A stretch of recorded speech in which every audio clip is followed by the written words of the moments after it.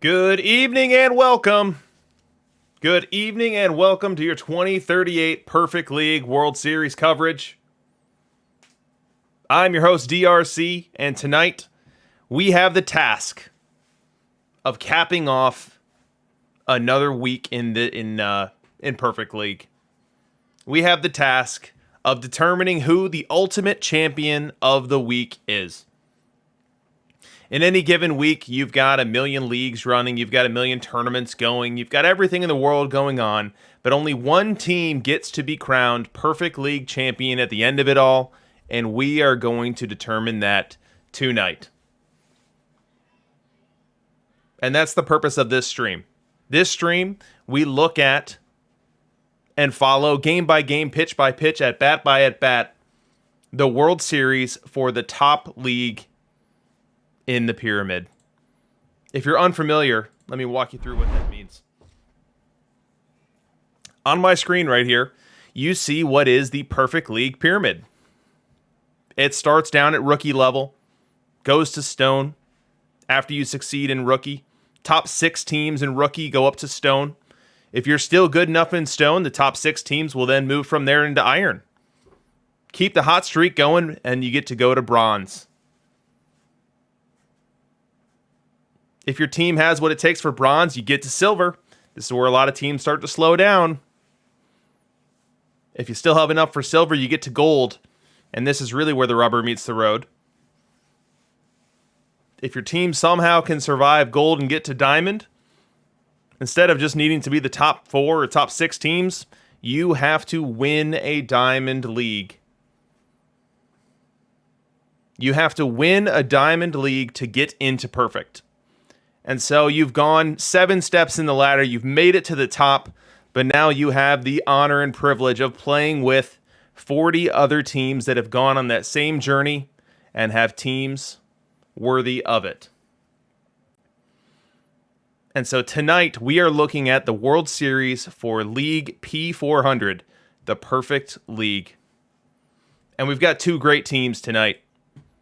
We are going to feature the Chad Golden Rumps going up against the Gary Southshore Railcats, 2 teams that have rosters that speak for themselves, but have gone on paths to get to this point that demonstrate just how dangerous these 2 teams are. So let's break down the teams that we're looking at, and then I'm going to ask you to predict who you think's going to win. But before we get to that, let's check out the teams so we can be making informed decisions. We'll start with the Golden Rumps, managed by Jake P316. So let's take a look at this team. So the first thing you're going to notice is that this team scores runs in bunches. 872 runs scored on the season. It was good for first in the conference by a wide margin. And you compare that to their runs allowed, which was 5th in the conference. You're looking at a plus 200 run differential, which is very rarefied air. You do not see that very frequently. This wildly elite run differential vaulted them to a 101 win season. You don't see 100 win seasons all that frequently in in perfect, and the Chad Golden Rumps had one. They certainly had one this week. And let's look at the defense. So the defense was good, very good. So we're over 0.7 on the defensive efficiency, which is kind of our target mark. We'd love to be higher than that. Getting too much higher than that is very difficult. So the Chad Golden Rumps clear that threshold, 0.702. And then from a zone rating perspective, plus 7 here, good for 7th in the conference. So I would stop from calling them a defense first team, but definitely a talented team with the gloves.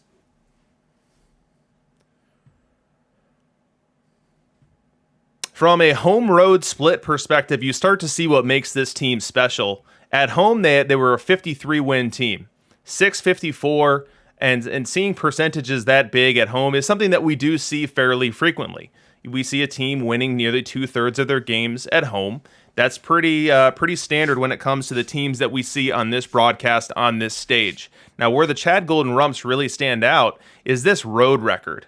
48 wins on the road, good for 15 games over 500, is very rarefied air. I don't know that we've seen a team with a better road record in the Perfect League World Series this year. And as we look at the calendar, as we look at how the season went, it was dominant month after dominant month until the regression monster caught up in September. By that time, it was too late for it to matter. They were already on their way to 101 wins and first seed in the conference, and were setting up pitching for the eventual playoff run, which certainly worked. So that is the Chad Golden Rumps. Now let's see what type of ballpark they're doing this within. So we'll take a look at that now. And what we see here is a classic lefty cheese max gaps ballpark. So for anyone unfamiliar, you can tune and tailor your ballpark to your team. If your team is more of a certain handedness, if your team is more of a contact build or a home run driven build, you are able to customize your stadium to favor that and to really try to accentuate your positives. And so what we have here is a lefty cheese stadium, meaning lefties are going to get boosted for both batting average and home run. Righties are going to get nerfed for both batting average and home run, and then both handedness will see a time and a half factor applied to the doubles and triples.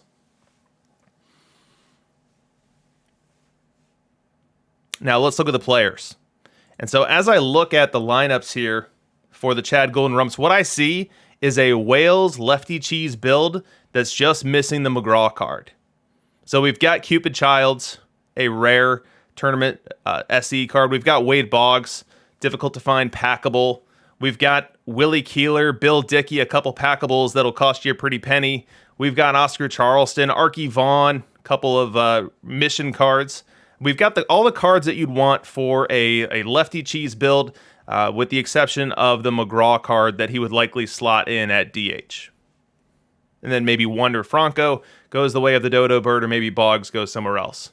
So basically a full lefty cheese build, just missing the $1 million value card in McGraw. And then as we look at the rotation, we're not missing anyone here. We've got Royce, packable 100. We've got Hubble, packable 100. We've got Noodles Hahn, packable 100. And then Clayton Kershaw, the mission reward. And then Tommy Glavine during the season was the 5th starter. Here in the postseason, he's moved into a long relief post.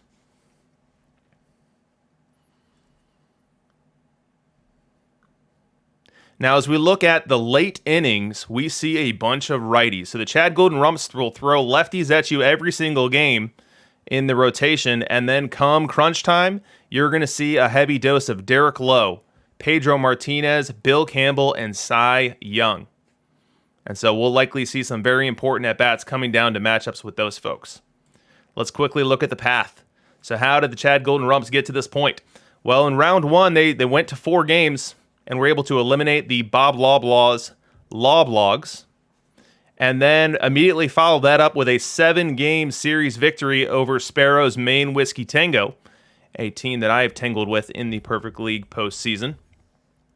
And then after taking down Sparrow, took down PT legend Mac Jacks in 5 games, and now finds themselves sitting here with more pitching rest. So dispatching your opponent in 5 games while your opponent takes 7 gives you a lot of time to sit around and a lot of time for your pitchers to be at full rest, which is exactly what you want. So the Golden Rumps love that, and their early victory over Mac Jacks allows it. Now, from a historical perspective, this is the Chad Golden Rumps' 5th season in Perfect League. In all 5 seasons, they have made the playoffs, despite a couple of those seasons being close calls.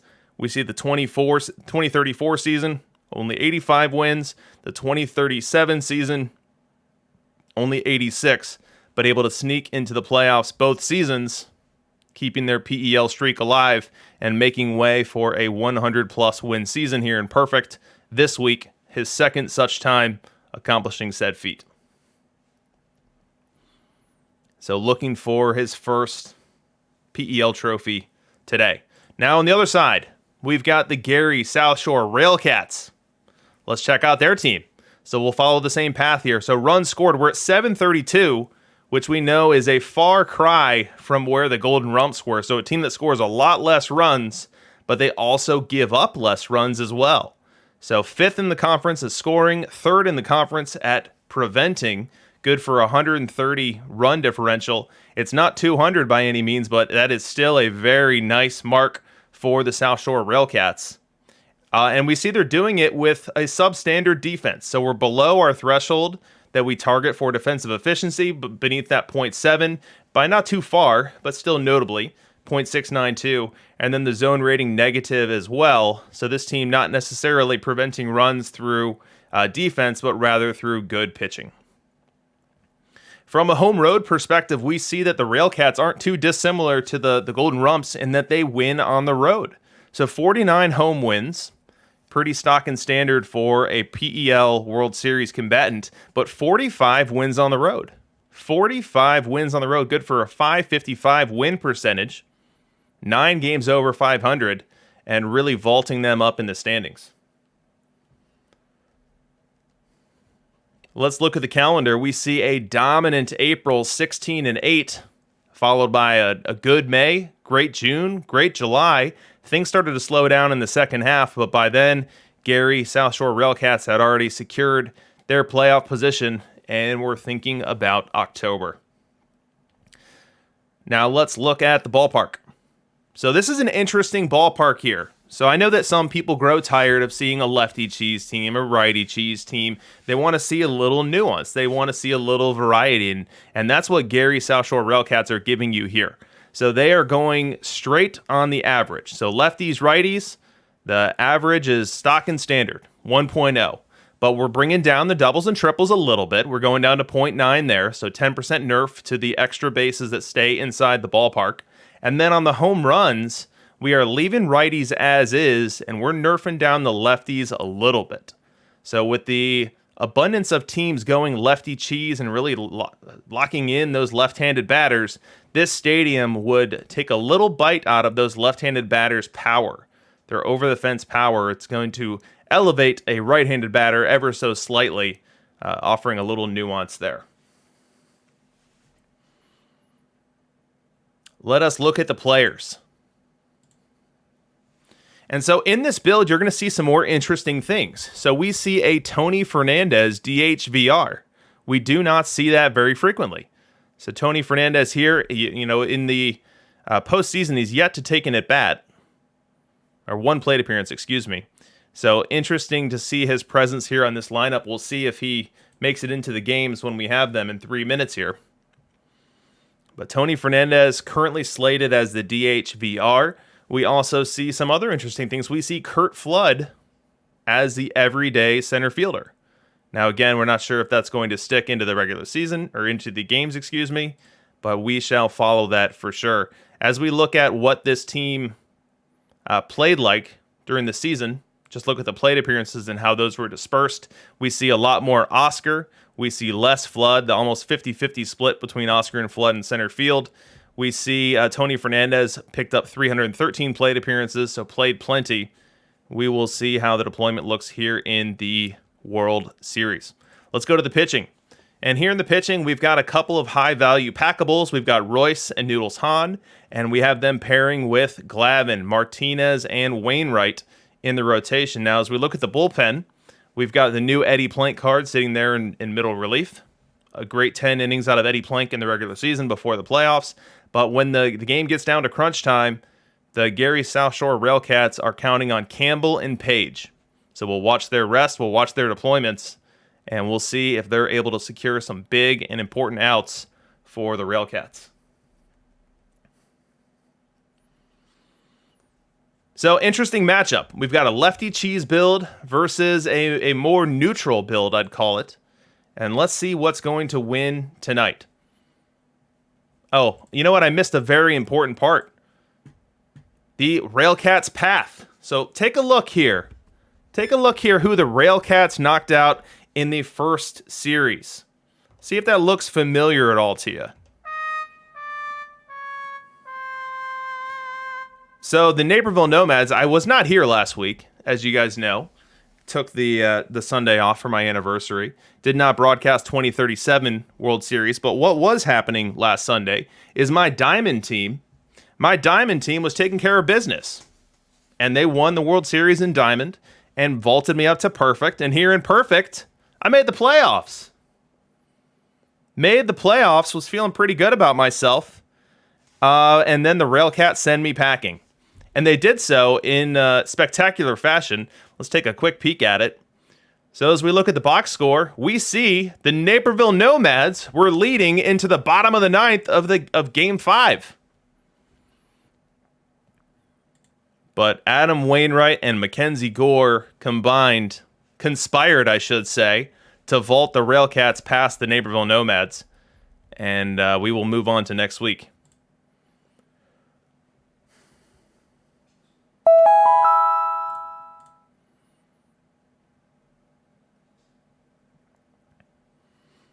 But the Railcats, they beat the Nomads in the first round, 3-2. And then they follow that up with a 4-1 victory over Crozet. And then follow that up with a 4-3 stunning 7-game series against Piscotty Doesn't Know.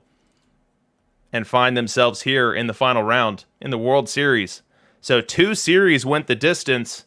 3 opponents, at least in my book, were tough outs for them. And the Gary Southshore Railcats outlasted them all. Outlasted them all. So let us now vote. Let's load up the straw poll.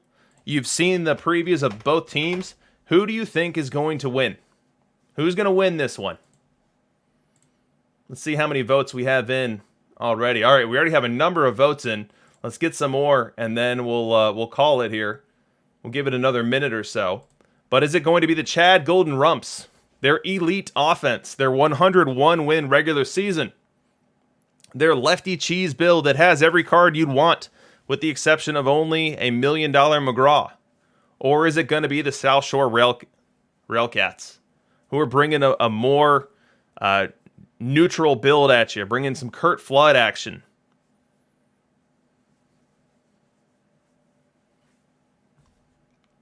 Early voting. Early voting says 71% on the Golden Rumps. Check that, 70% down, a couple votes here. Coming in hot and heavy here. But the early betting line favoring the Chad Golden Rumps. Let's go ahead and load up the highlights of Game 1.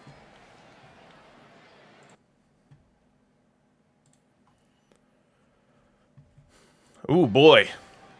Here we go. We are starting this series in Chad, which, as you guys know, means we are playing in a Max Gaps Lefty Cheese Park.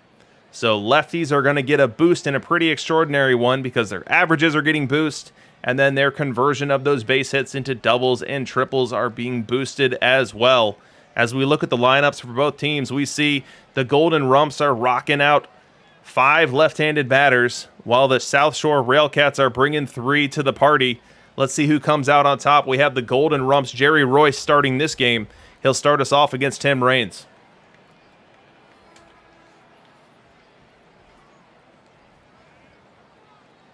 And with this pitch, the 2038 Perfect League World Series will get underway. 2-2 count on Raines. Jerry Royce ready. Rocks, fires, swing. Little grounder to first. 3 unassisted, and this series is underway. 1 up and 1 down for the Rumps. We go bottom 1 now. Our first legitimate scoring opportunity goes to the Rumps. He's got Jackie aboard on second base with 2 outs, and Harry Heilman at the plate. This is a decent opportunity to debut our matchup analyzer. So it's been sitting there in the bottom right corner of your screen this whole time. Maybe you've been curious what it is. Maybe you already know. But for anyone unfamiliar, this is observed stats from within Perfect League and observed performance. So in this particular instance here, we're going to select Noodles Hahn as our pitcher. And we're going to select Harry Heilman as our hitter. And we're going to see who has the advantage. So as you can see from Heilman's numbers, he's as green as a Christmas tree here. A 26.92 observed bat R versus left-handed pitching this week. A dominant 869 OPS. And putting that up against Noodles Hahn and his very lukewarm numbers VR, advantage definitely goes to the hitter in this one. But that's why they play the game. Let's see if Noodles can come up and get this third out. Wind and the pitch. Line drive into the right center field gap. That's going to get down for extras. Scoring on the play is Jackie. Harry Heilman on his way to second. He'll slide in there with an RBI double. And the first run scoring opportunity here in the 2038 Perfect League World Series goes to the Rumps. They'll lead this one 1-0. We go top two. The Railcats ready to punch back. They trail in this one 1-0. But they put the first two batters aboard here. Jackie Robinson at second, Bill Dickey at first, and batting here is Kurt Flood. Wind and the pitch, and Flood flies this one to left, playable. Coming in to catch it is Pete Rose. He'll make the grab. He'll throw it in. No runners advance. A big first out there for Jerry Royce with no runners on the move. Up next, now Dave Bancroft. Bancroft not known for his bat. A bad hitter, batting right-handed in a park that nerfs right-handed bats. A tough matchup for him against the very difficult customer, Jerry Royce. 1-2 count. Wind and the pitch. Strike three called. Big strikeout, Jerry Royce. Gets the second out of this inning. Stuck in cement at second is Jackie, and at first is Dickey. Hoping they can get unlocked here with Tim Raines coming up with two away. That was not to be. The top of the second comes and goes. No runner score. So Raines leaves two stranded, and we go bottom two. We go bottom two, and Oscar Charleston will start us off here against the Railcats' Noodles Hahn. Wind and the pitch, and Charleston gets into that one. It's deep to left. Giving chase is Raines. He will look up and watch that one fly away. A leadoff Oppo Taco for Oscar Charleston. Doubles the lead for the Golden Rumps. Makes it 2-0 here in the second.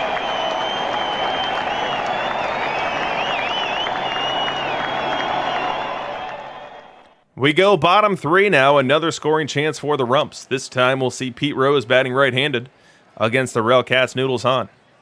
One out here in the inning.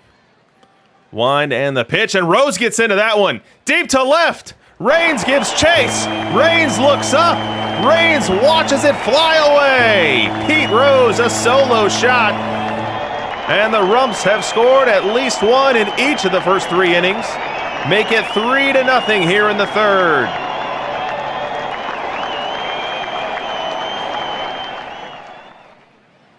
We go all the way to the bottom of the eighth. The Railcats sitting here with one hit in the entire game. And the Chad Golden Rumps here up 3-0. They're batting on this highlight here with Cupid Childs at the plate. He's facing Bill Campbell. 0-1 count. Wind and the pitch. And Childs laces this one to right field. That's going to be a single. A leadoff single here, one out single for Cupid Childs. Opens up a little mini rally here in the eighth. We go top nine now. 2 outs in this one. All over but the shouting as the Railcats down to their last strike. We've got Wander Franco at the plate. Down on the count 0-2 to Pedro Martinez.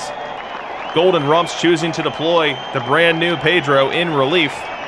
And as he looks to lock down the save here. Wind and the pitch. Strike three called. And the Chad Golden Rumps off to a 1-0 series lead here in the 2038 Perfect League World Series. A dominant start-to-finish victory as they shut out the Gary Southshore Railcats 3-0, only allowing one hit on the afternoon. Let's take a look at the box score. See just how dominant it was. Focusing on the Chad pitching line, we had Jerry Royce throw a one-hitter. So one hit allowed in 6 innings. He did walk 2, but none of those 3 base runners come back and bite him. And we see, based on the ERA column, that Jerry Royce is flirting with a 1 ERA here on the postseason. So first 6 innings go to Jerry, and then the final 3 innings go to Pedro. And Pedro in relief goes 3 innings, gives up 0 hits, 0 runs, only walked 1, struck out 3. So Chad goes with the power combo of Jerry and Pedro, and Gary Southshore did not have an answer. On their side of the ledger, their Noodles Hahn was not bad by any stretch, a quality start. 6 1/3, 3 earned. Did strike out 9, but did give up the 2 long home runs.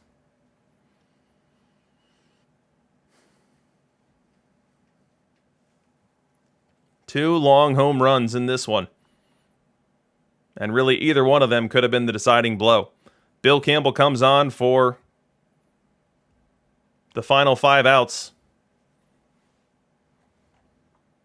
As we look at the hitting box score, we see that Jackie Robinson had a 3-hit day. Pete Rose, outside of his home run, struck out 3 times. But we'll just remember the home run. Charleston had the home run as well on a 2-hit day.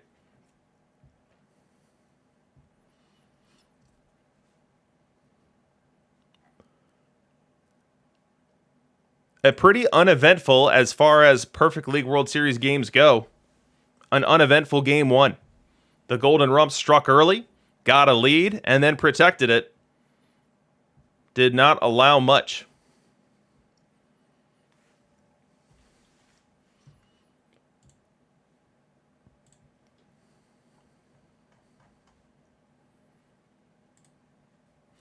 So as we look forward to game 2, let's see what the pitching matchup is. We have the Golden Rumps showing Carl Hubble, and then the Railcats showing Tom Glavine. So another lefty-lefty affair, which makes sense in this ballpark.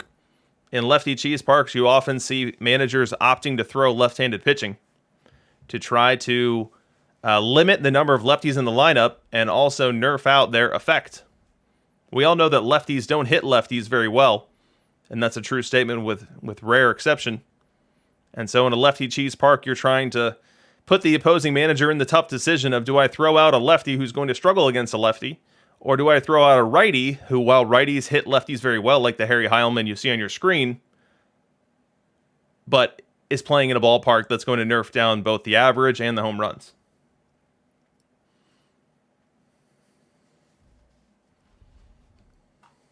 See a lot of chit-chat about drops. It doesn't appear like drops are working correctly on my end, but who knows? It's typically a Twitch thing, and they'll either get fixed or they won't. This stream is normally around 3 hours long, so hopefully it gets fixed in time for everyone to get their allotment of 5.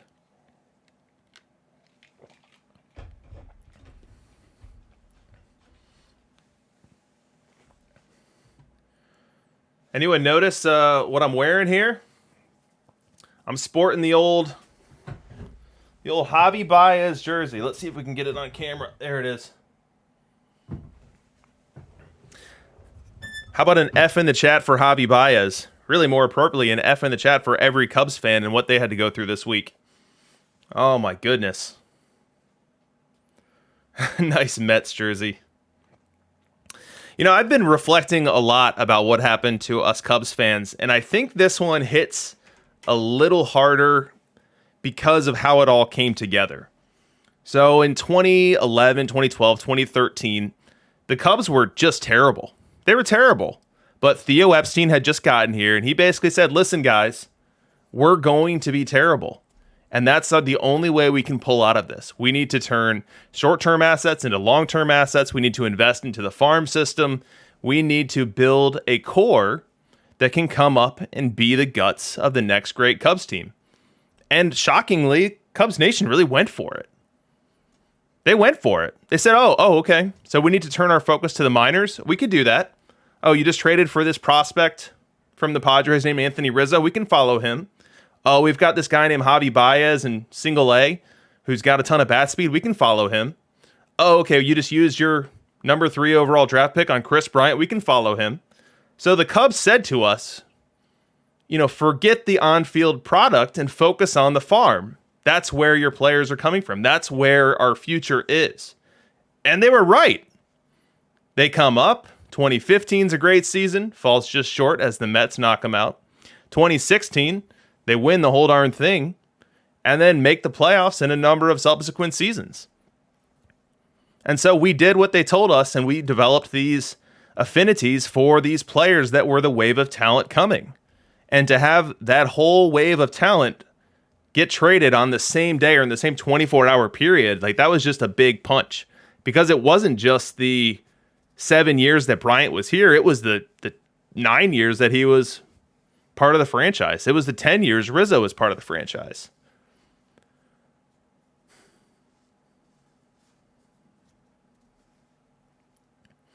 So it was that was a tough one. But I think from a baseball perspective, it was absolutely the right move. I mean, Rizzo, Bryant, and Baez were all going to walk. So either get something or get nothing. It's your choice.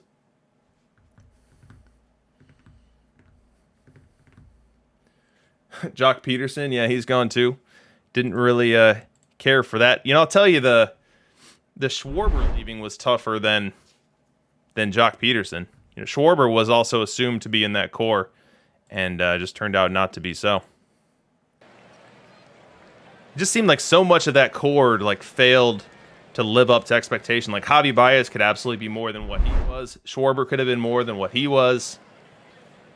What are you gonna do? What are you gonna do? All right, let's you know, I know what I'm gonna do. I'm gonna get game 2 of this World Series going. So we've got our second game here. You know what? Let's update our score display. I'm sure someone's been in the chat yelling at me about that, and I've been ignoring it.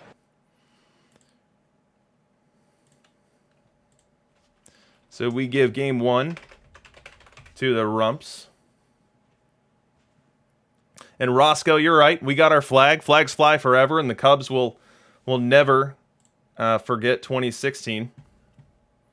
Cubs fans, all of baseball, really. All right, so Rumps win game 1. They're going for game 2 here to protect home field, whereas the Railcats would be more than happy to split and head to Gary, tied 1-1 with the chance to sweep the home games and become champions. Let's see what happens. We have Carl Hubble on the hill for the Golden Rumps. Let's take a look at how Carl Hubble did in Perfect this week before we start this game. We go Carl Hubble in our matchup analyzer. We show the complete data. So in Perfect League this week, Carl Hubble threw 717 innings. He had an ERA of 3.04. As elite gets, 1.21 on the whip, better than league average, 8.4 on the K9, better than league average, 2.5 on the walks, better than league average, and the home runs are the one thing that are really sitting right at league average. So Carl Hubble putting up some extraordinary numbers in Perfect League. Let's get started. So we do notice that the Railcats are not deploying out that same lineup. The Railcats have moved their lefties up to the top. We have Keeler leading off. We have Charleston batting third. But we still see a number of righties here. We've got Kurt Flood, Molitor, Del Crandall in at catching instead of Bill Dickey. So the Railcats making some adjustments after game 1 was such a whitewashing. Let's get this started.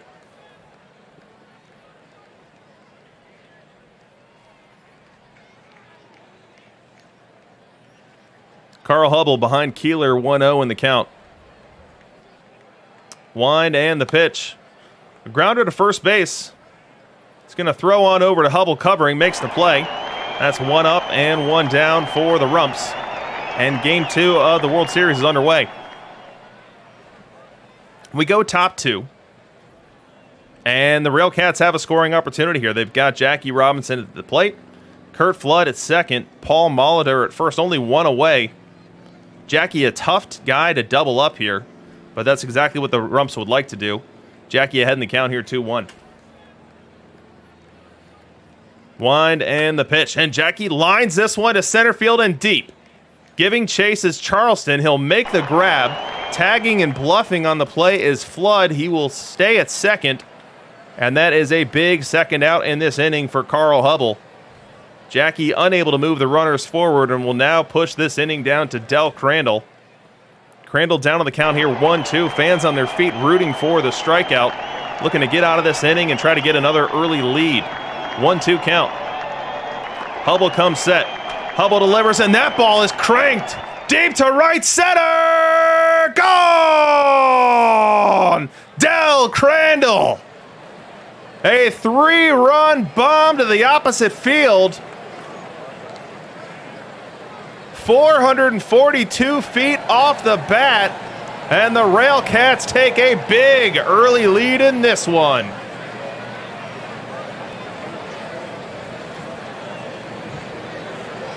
That is an absolute tank shot for an opposite field blast, and he didn't even have velocity of the pitch helping him out. This was an off-speed pitch that came in at 72 miles an hour, and Crandall put every bit of the 93 power into that one. Sends it deep up into the right center field bleachers and silences out what had been a pretty joyous atmosphere in the Golden Rumps Stadium.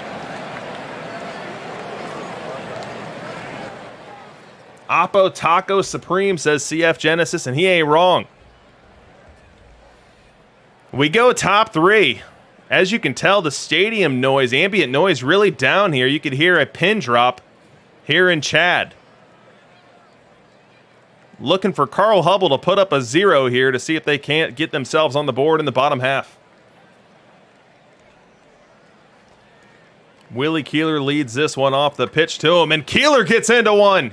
Deep right center. Gone! A fence scraper for Keeler as this one ends up in the bullpen and makes it a 4-0 lead for the Railcats. Willie Keeler bumped up to the top of the starting lineup by the manager in response to an anemic offense in Game 1, returning immediate dividends here for the Railcats.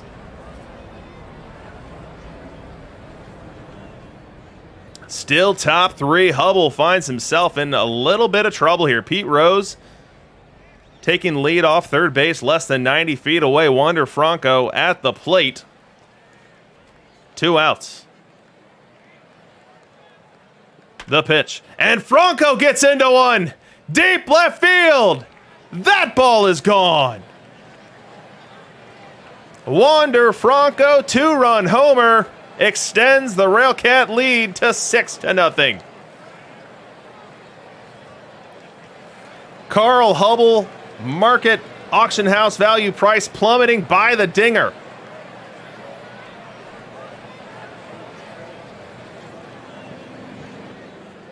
Oh, and look at this, guys. Look at this. We fast forward. So we jump 3 innings. We go to the bottom of the 6th, and we've had some off-camera runs. A pet peeve of mine. Off-camera runs. We now have the butts on, or the rumps on the board. Butt is their abbreviation. The Rumps are on the board. They've got 2 runs, so they only trail by 4 now. And they've also got a little bitty rally starting here in the 6th. We've got Harry Heilman on second base and Cupid Childs at the plate. Let's check out this matchup with our matchup analyzer. So we need Tommy Glavine in the pitcher box versus left-handed hitters. We need Cupid Childs in the batter box versus left. So Cupid Childs, a very rare tournament special edition card. I was trying to win one today in the Seagram Open. API ended my tournament in the first round in 7 games. So I'm not speaking to him. We're not on speaking terms at the moment. But Cupid Childs, very, very good versus right-hand pitching. Very, very not so good versus left-hand pitching. However, you see it's not really that horrible here. Cupid Childs, which is owned almost exclusively by lefty cheese teams, are seeing Cupid Childs putting up league average bat versus left, which is a little surprising when you see the rating of his card. The versus left profile is absolutely atrocious, but not playing so bad in this small sample in that protected run environment. Cupid Childs bats here versus Glavine. Glavine very good versus left-handed batters. The pitch. Ball 4. Cupid Childs walks, and now there's 2 aboard and nobody out. That's going to bring up Oscar Charleston. We'll quickly toggle our matchup analyzer to see what to expect from Oscar. Oscar, we're going to have a much bigger sample versus left and a much nastier picture. We see the Oscar Charleston versus left at -25 on the bat R, a very low average, very low OBP, and very low slugging as well. So not a great matchup here for the Rumps. 0-2 count. Glavin comes set, delivers, strike 3 called, able to paint a 95-mile-an-hour heater on the outer half, and had Charleston looking for something else. It's going to be the first out of this inning. So no run score in the 6th. They get two aboard, nobody out. And then we see that Charleston strikeout. Then it looks like Wander Franco hitting to a double play to end out the 6th. We now move to the 7th. And here in the 7th, we've got Tim McCarver aboard. He's at third base. There's 1 out, and Jackie Robinson at the plate.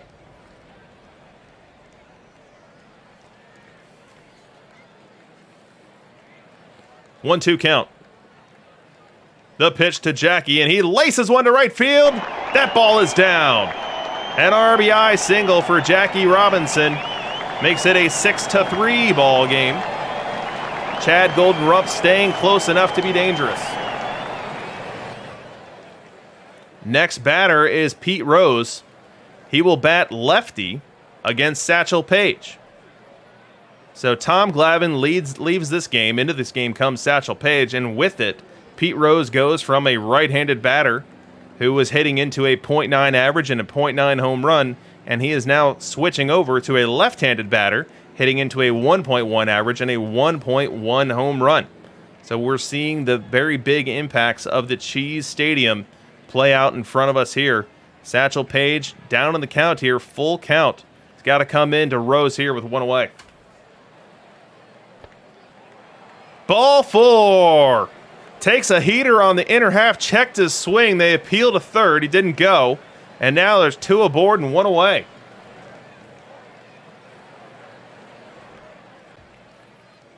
Robinson and Rose both move up via the wild pitch as Satchel Paige uncorks one here. And now they're both in scoring position for Willie Keeler. Let's set this matchup up. We've got Satchel Paige versus left. We've got Willie Keeler versus right. We see the advantage goes to Keeler here, a .284 hitter globally versus right-hand pitching. In a stadium like this, it's going to be even higher. 2-1 count. Rumps trying to get back into this one here in the 7th. The pitch from Paige, grounder to first. Holding at third is Jackie Robinson.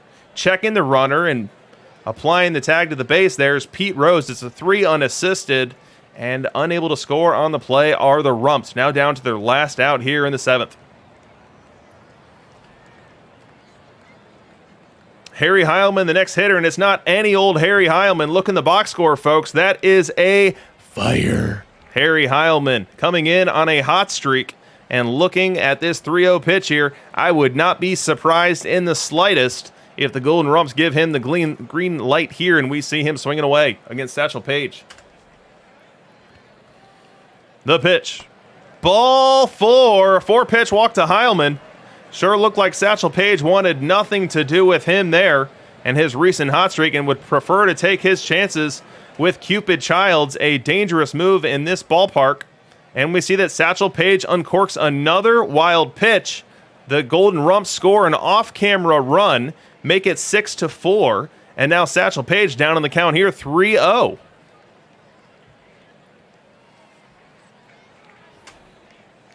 The pitch to Childs, swinging away as Childs, he drills this one to right field and deep.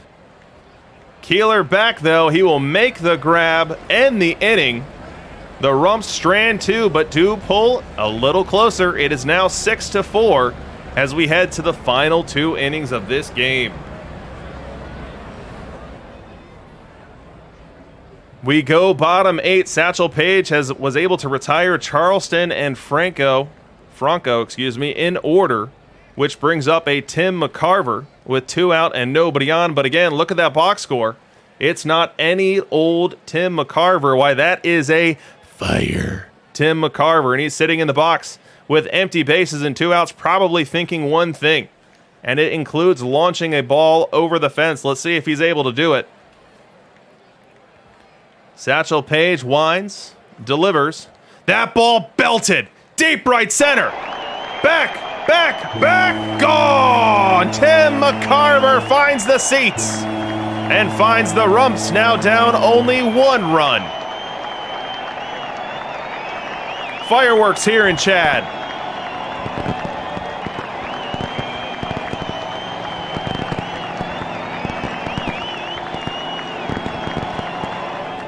We are setting up for quite a finish here in Chad. It is 6-5 now, with 2 outs in the 8th inning. Into this game is now Arky Vaughn, but again, not any Arky Vaughn. Why this is it's an icy Arky. Man, someone had a very good pun about an icy Arky 2 weeks ago. What was it? Arctic Vaughn. There it was. Arctic Vaughn. And he bats here versus Satchel Paige. Now, Satchel Paige has been in this game for a while. He's shown bouts of wildness. We know that he's at least allowed 2 runs to score via the wild pitch and walked a number of hitters. So we'll see how much longer the Railcats go with him. Here he faces Arky Vaughn, the pitch. Vaughn lines this one to third, making the play and throwing on over is Wander Franco. That will end the inning. But again, the Golden Rumps sidling right up next to the Railcats. They trail only by 1 as we head to the 9th inning. We go top 9 here. Bancroft and Keeler have gone down in order. Now Pete Rose looking to start something with 2 outs here versus a new card, new Derek Lowe. Wind and the pitch. Little looper, base hit, right field. A 2-out single for Rose. So nothing doing top 9 for the Railcats. Rose ends up stranded. Charleston unable to drive him home. And so we go bottom 9. The Golden Rumps, they lead in this series 1-0. They trail in this game 6-5. They've got 3 outs to try to find 1 run. And it sure looks like Satchel Paige is going to be the first one tasked with getting the Railcats to the finish line. So we'll set up this first at-bat here. Satchel Paige versus Jackie Robinson. We've already got Satchel set in there. We'll toggle over to his versus right. We see that's a bit rosier than his versus left. Now let's check out Jackie Robinson. And here are your numbers for Jackie Robinson versus right. A better than league average bat, but not elite by any stretch. His best attribute here versus right is his ability to get on base. He's got that 345 OBP. Looking to tap into that here. Paige winds and delivers. Little dinker out in front of the plate. Going to be a tough play. Paige has it. Throw to first. Not in time. An infield single. Jackie Robinson gets the Rumps 9th off to a great start. Robinson, a base runner you have to respect. We'll see if they put him in motion here. Leadoff man on. Hitters 2, 3, and 4 due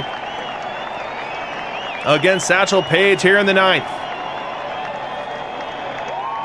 Full count now on Rose. The pitch. Swing and a miss. Strike 3. A huge strikeout for Satchel Paige. We see that's a fastball coming in there at 89 miles an hour. Now, Satchel Paige throws in the mid-90s. So if this heater is down under 90, he might be out there pitching with grit. He has been in this game for quite some time. He came in during the 7th, so he's had to sit through 2 different inning delays. We'll see how much mustard he still has left on that heater. 1 away now in the 9th. Up next, Willie Keeler. 1-1 count on him. The pitch. Ground ball third base. Could be 2 to second. 1.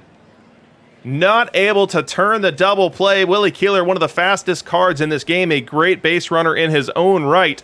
Able to leg this one out. It's going to go down to the books as a fielder's choice.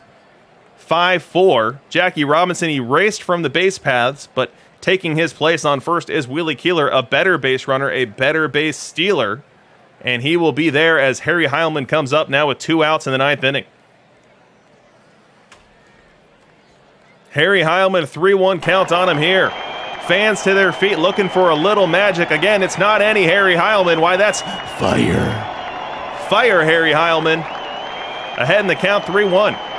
If he puts it in the seats, the Chad Golden Rumps are up 2-0. If he puts it in a glove, we've got a split series. The pitch. Ball! Ball four. Heilman on his way to first. Keeler goes to second. Tying run in scoring position. Go-ahead winning run. Now aboard at first base. Satchel Paige running on fumes here in game 2. Cupid Childs to the plate. Let's get our matchup analyzer back in the fold. A huge moment in this series, a huge moment in this game, and in this stadium, and in this matchup, a huge favor to the Cupid Childs side. A 15.25 bat R driven primarily by his 379 OBP. The Golden Rumps are looking to him for a big hit here. Bill Campbell into this game. So Satchel Paige out, Bill Campbell in, trying to nail down this pesky 27th out the pitch. Grounder to third, going to be a tough play. Picks it, throws it in the same motion, and that'll do it. The Railcats win game 2. The interpretive dance unfolds out in front of home plate right now.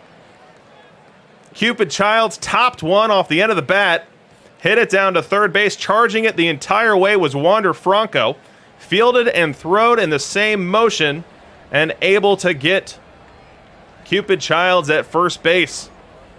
A pressure moment, a pressure play for the Railcats third baseman. And they have now evened this series up at 1. That was a tough matchup there for Bill Campbell in a tough spot. Came in and got it done. So let's see if I can fit Railcats on my screen here. We're going to give it a try. I think it's going to work. There we go. Railcats take game 2. Let's go to the box score.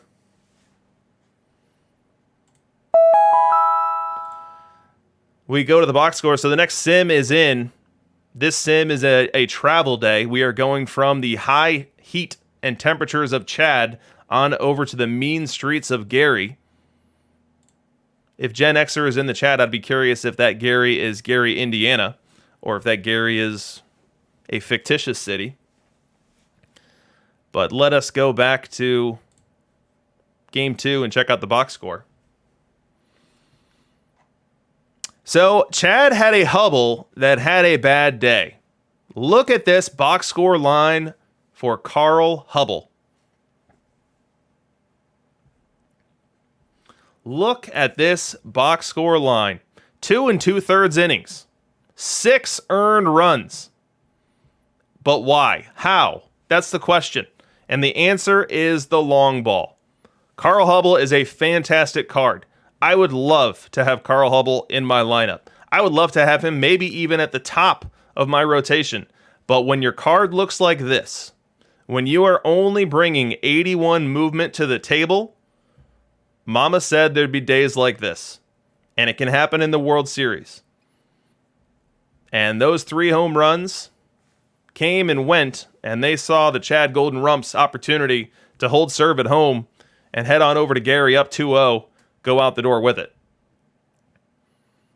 So Carl Hubble gets beat for the Chad Golden Rumps. He leaves this game early, which necessitates the bullpen to get in. Smokey Joe Wood came in, did a great job. 49 pitches probably has him at risk of not being available for game 3. Not that that's all that important. Smokey Joe Wood, not a pivotal piece within that Golden Rump bullpen. Tim Hudson came in. Derek Lowe came in, finished off the jobs. Both Hudson and Lowe in the high 20s for pitches. They should be just fine and dandy after a rest day. Good to go for game 3.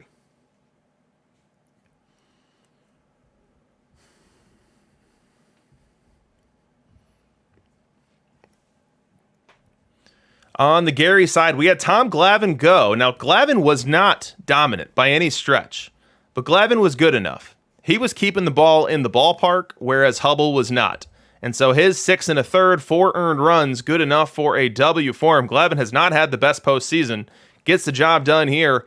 And then Satchel Paige laid it all out on the line. Look at this one. 2 1/3 innings.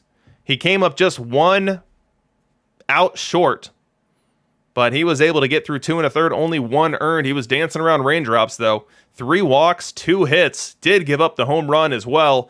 Took him 54 pitches to get through it all. his availability in Game 3 into question here for sure. And then we see Bill Campbell come in, 1/3 of an inning, 1 pitch, 1 save. And frankly, I think it was the right move. I think Satchel Paige was totally done. We saw the velocity on his fastball way down. We saw him battling with control from the moment he stepped into the game. So Gary Southshore making the right move at the right time and getting the closer into the game. Satch was toast, says Roscoe, and he's not wrong. He is not wrong. We got Spieler saying that Hubble is Puma bait. Extreme UW saying that the Gary Southshore Railcats are a minor league team. I feel like I've passed them a ton of times. You know, I drive through that area all the time. And I do recall there being a minor league stadium around there, and I'm guessing that's the one. I'm sure that Extreme UW drives through there a whole lot more than I do, though.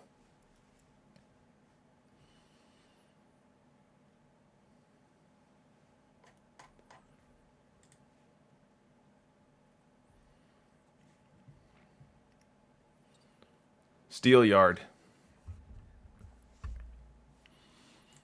All right, so let's take a look at the bullpens here. Let's see what we're looking at. The rest day is already in. So in 3:45, we'll have a sim to observe. Let's take a look at these rest days, though. Excuse me, at the situation in the bullpen. So Smokey Joe Wood, he's definitely not available this game. He had to eat a lot of innings in Game 2. But again, Smokey Joe Wood currently just a long reliever for the Golden Rumps, so that's not something that's going to bother them all that much. Tim Hudson ready, even though maybe he's a little bit more taxed than you'd like at this point. So they've more or less survived that Penn game because there was an off day in between. Let's check out Gary. So Satchel Paige was totally nuked. He had to go 54 pitches, and so he is definitely not available for Game 3. He's unlikely to be available for Game 4, so that means that Bill Campbell is going to have to be front and center in that stopper role. And we see that Bill Campbell, because he had pitched in Game 1, even though he only threw 1 pitch in Game 2, he did not recover extraordinarily fast through the off day. So we've got a situation here where both prime-time trusted relievers are not as rested as you'd like. Satchel Paige completely unavailable. Bill Campbell really on the fringe. He's at 72% pitch fatigue. Definitely can and probably will pitch if the game calls for it, but not nearly as rested as you'd like going into a stretch of 3 games in 3 days. So let's see if we see an Eddie Plank or a Derek Lowe or a Tim Hudson taking on that stopper responsibility if it comes up here in Game 3.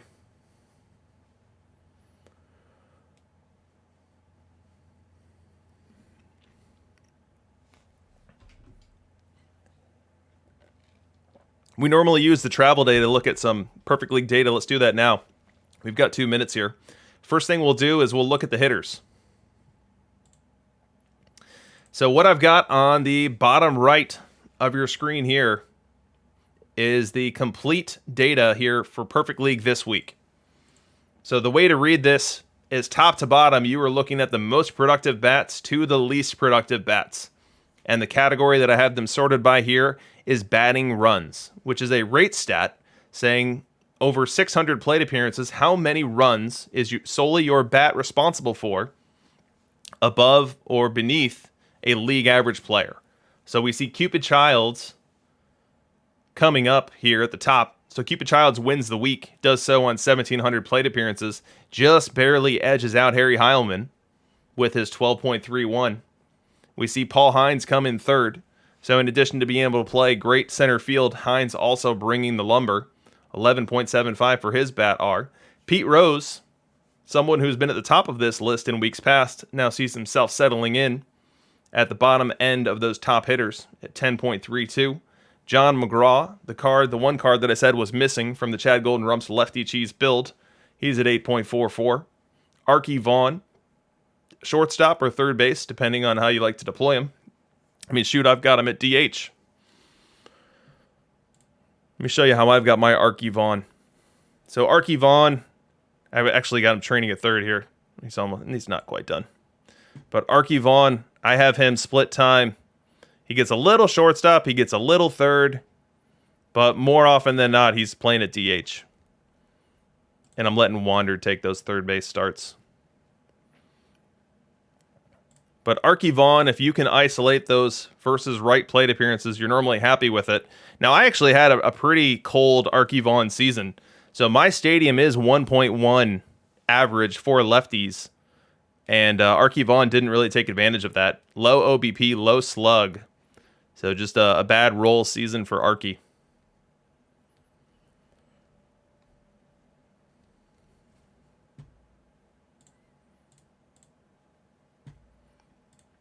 And the Sim's coming in. Sim coming in now. Probable starters for the game is Chad Golden Rumps throwing Clayton Kershaw, and the Railcats throwing Jerry Royce. We'll see if that's who we get. But let's remember, we are no longer in a slanted ballpark. I'll call the Golden Rumps ballpark a very slanted one because lefties are so powered and righties are so nerfed. Here in Gary Southshore, we've got even averages for both sides and only the slightest of boosts for right-handed power. So we'll see if that drastically changes the deployment strategies for either manager here tonight.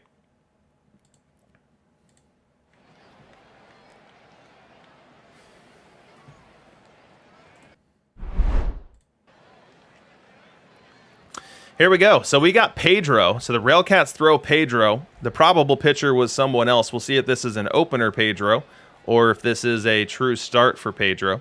And we see that we get to enjoy the Cincinnati Reds Great American Ballpark.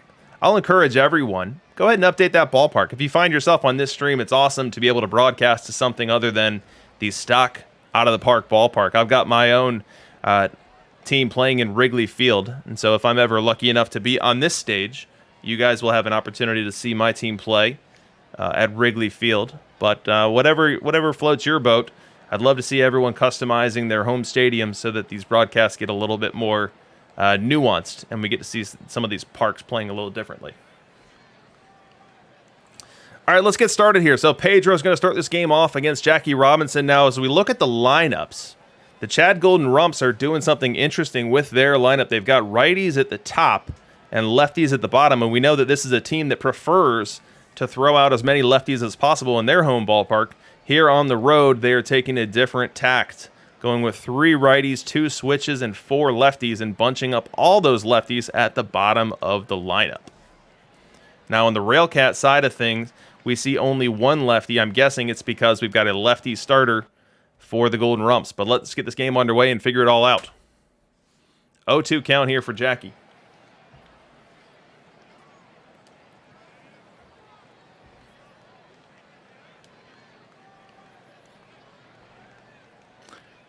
Pedro winds. Pedro delivers. Little grounder back to him. Pedro's got it. He'll throw on to first.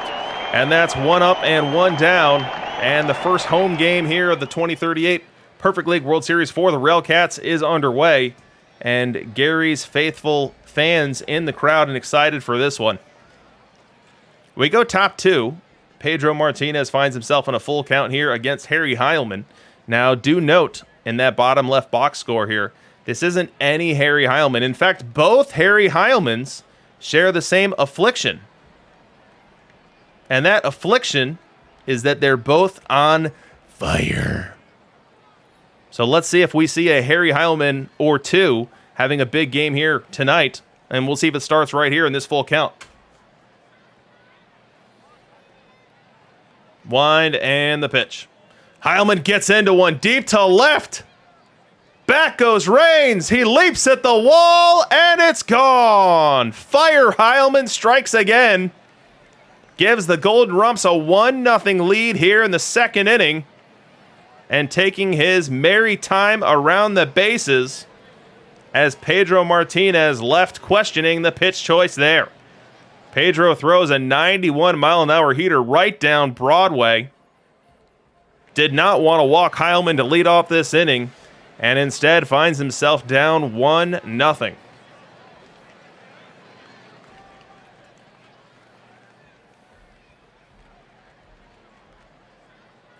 We go top 2. Another chance here for the Golden Rumps. So after Heilman goes yard, Wander Franco gets aboard via single. And now Wade Boggs bats. Now Boggs, a great double play candidate, and that's exactly what the Railcats are playing for here. We've got Bancroft and Robinson shifting that way up in the middle. The pitch. Line drive, base hit, right field. Moving with the pitch was Franco. That's going to allow him to easily shift on over to third, going first to third on the play. And the Golden Rumps find themselves with a great scoring chance here, heading into the bottom third of the lineup. Willie Keeler retired without advancing any runners, but now Tim McCarver comes up. And it's not any old Tim McCarver. Why, he's on fire as well. He's ahead in the count 1-0 here, but another great double play candidate if the Railcats Martinez is able to induce a ground ball here. 1-0 count. The pitch. Grounder up the middle. Fielder takes it to the bag himself, on to first in time. A 6-3 double play. Dave Bancroft fields that one on a hop, touches the bag, fires on over to Rose, and ends the inning. Stranded on the play is Wander Franco, unable to score. And we'll go bottom 2 with the Golden Rumps leading 1 to the Railcats 0.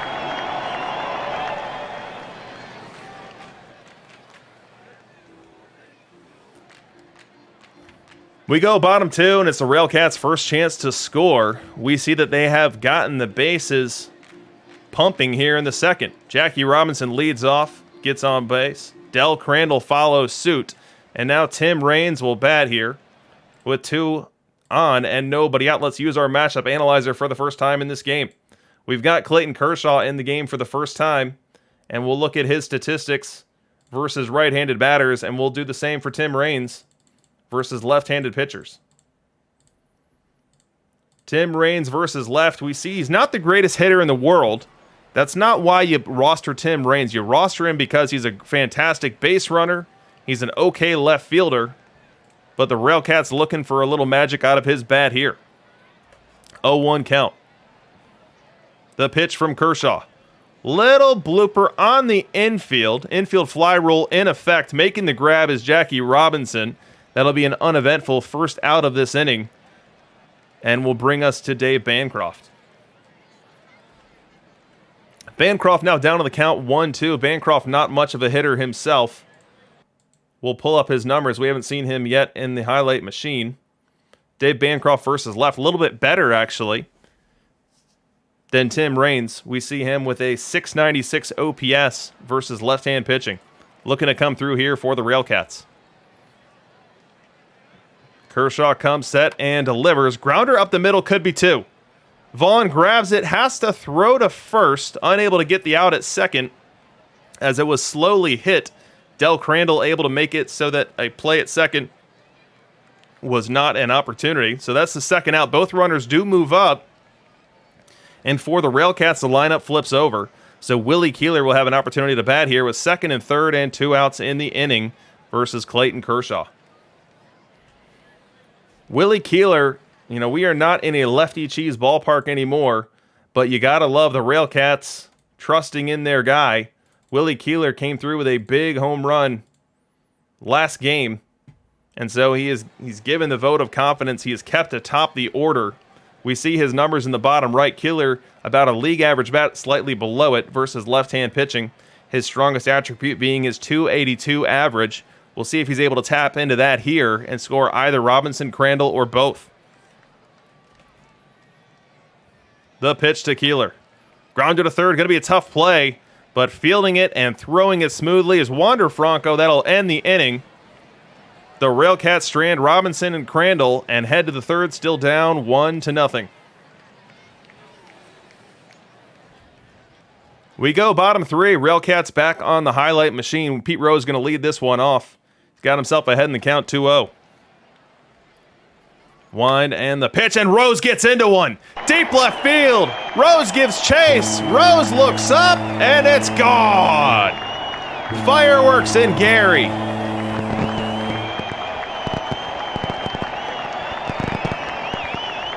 Clayton Kershaw was down in the count 2-0. Tried to groove a fastball in there to grab that first strike of the at-bat. And Pete Rose was waiting on it, poised and pounced. And he sends this one into the second deck here, and Gary ties this game up at 1.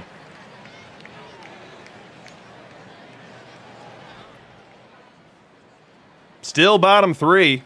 After the Rose home run, Curt Flood reaches via walk, and then up comes fire. Harry Heilman. Now, we've already seen the Chad Golden Rumps, Harry Heilman, find the seats in this one. Could it be that both Harry Heilmans on fire reach the seats within the same game? That's exactly what the Railcats would love to see here. Wind and the pitch, and he gets into one. Deep left center, giving chase is Rose. That ball's out of here. Harry Heilman of the Railcats makes it 3-1. 2 home runs and 3 batters here for the Railcats, as they are making it a habit of taking the Rumps pitching deep.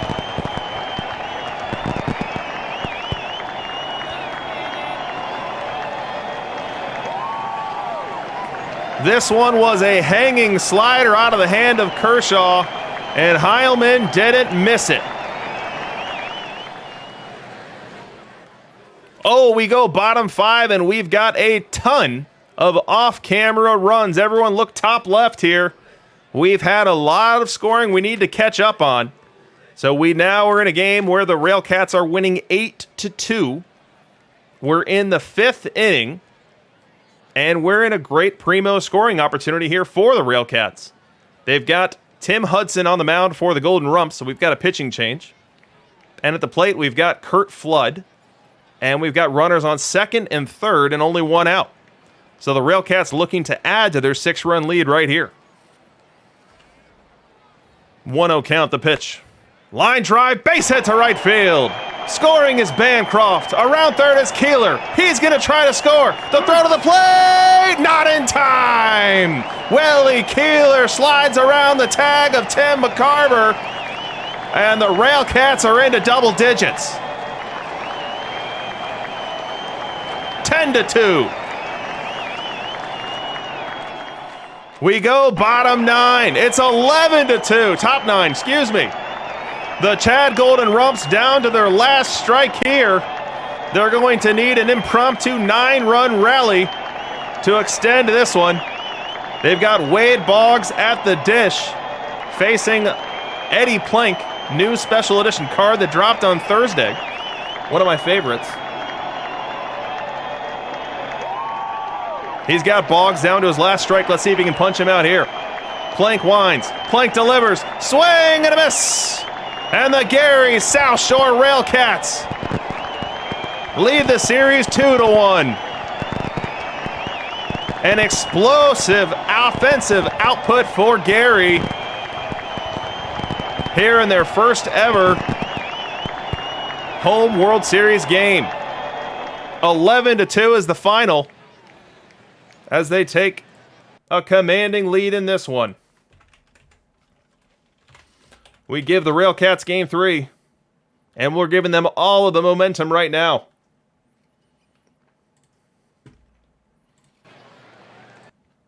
Let's take a look at the box score.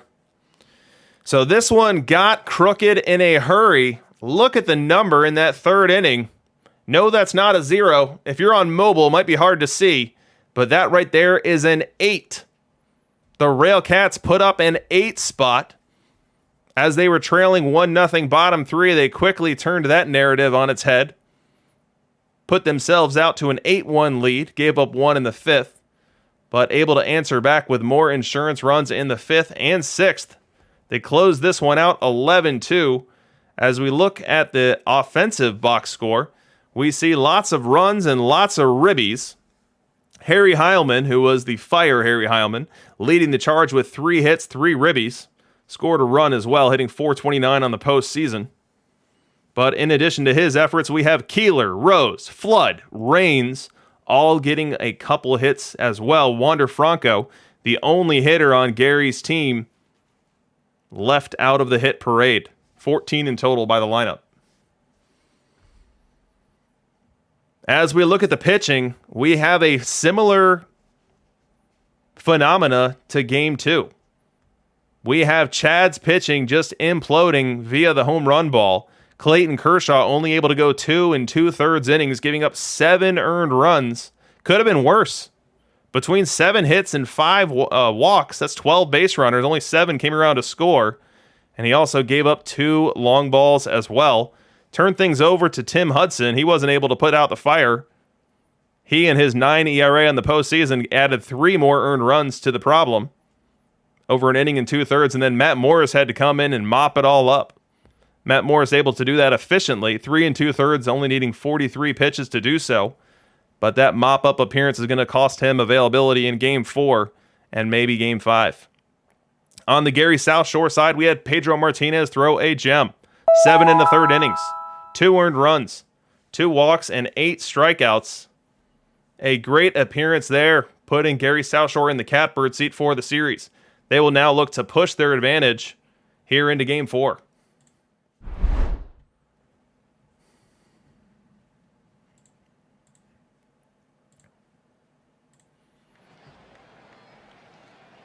So 2 starts in a row for the Rumps that have really gone south in a hurry.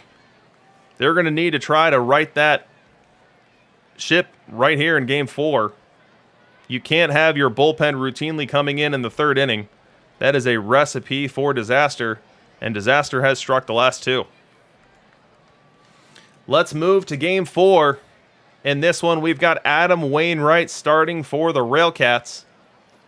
Wainwright, not someone that's seen as often in rotation, someone who's more often seen in the bullpen, but definitely no slouch. We see he's got a better than league average ERA, better than league average whip and K per 9 as well as walks per 9, giving up home runs right around league average rate.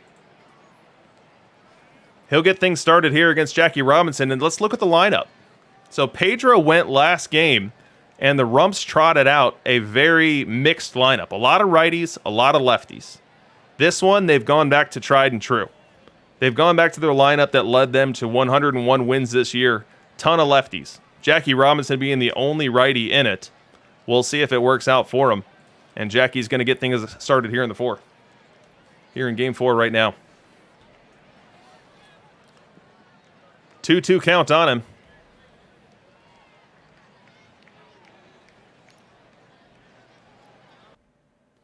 Wind and the pitch. Grounder on the infield. Going to be a tough play, and there's going to be no play. Jackie Robinson comes and fields the ball, but Jackie Robinson was hustling down the line, able to beat that out without the fielding. Jackie Robinson feeling it was even worthy of a throw. So an infield single for the Golden Rumps will put them with a leadoff man on here in the 1st. So no run scored. Jackie Robinson ends up stranded in the 1st. We now go bottom 1st, and we've already got trouble brewing. So we know the Golden Rumps bullpen has been asked to come in the 3rd inning in each of the last 2 games, and here we are in the 1st inning. Willie Keeler aboard, Jackie Robinson aboard, Pete Rose aboard, setting up a bases-loaded, nobody out for Curt Flood against Noodles Hahn. A nightmare start. Let's see how it finishes. But first, we'll set up our matchup analyzer to see what to expect here.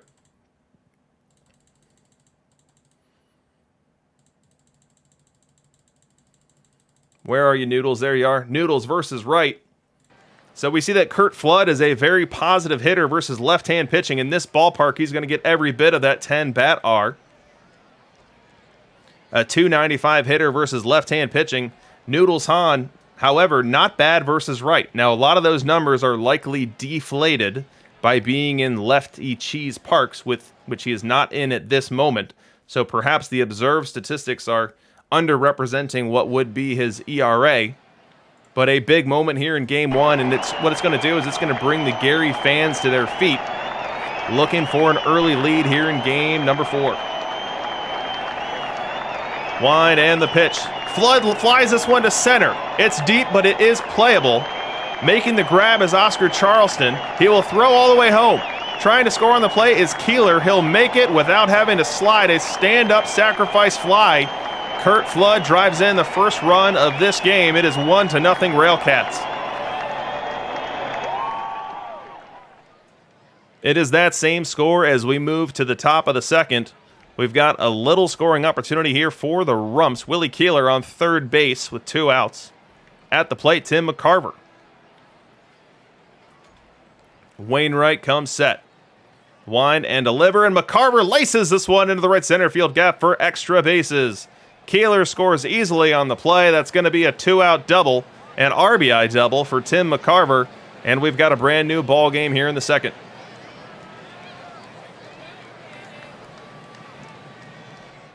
We go bottom 2. The Railcats looking to get right back at it, and they are sending up their fire Tim Raines to start off this inning. Noodles Hahn needs a quick inning badly, and he's off to a good start here. Line drive to right field. Oh no, misplayed! Misplayed in right field by Willie Keeler. Tim Raines around second, he's heading to third, and he's got a leadoff triple.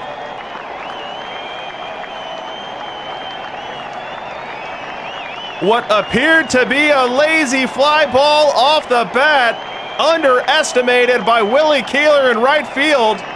As the ball approached him, he leaped, unable to get a glove on it. It goes to the wall, and Fire Tim Raines ends up on third with nobody out.